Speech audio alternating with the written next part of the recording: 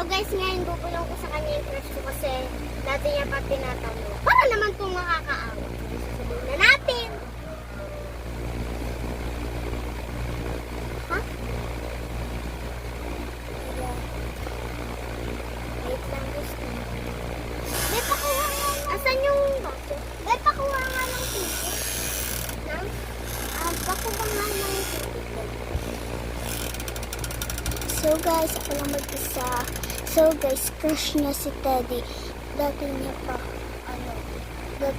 ka-holding hands. So crush niya talaga si Teddy.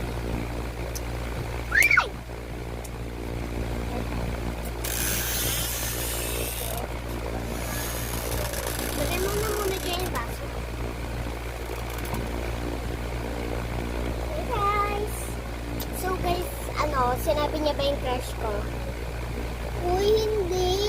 Diba guys? Comment nyo guys kung sinabi niya yung crush ko. Diba guys, hindi. So guys, ikakat muna namin. Babalikan na lang kayo. Amigo.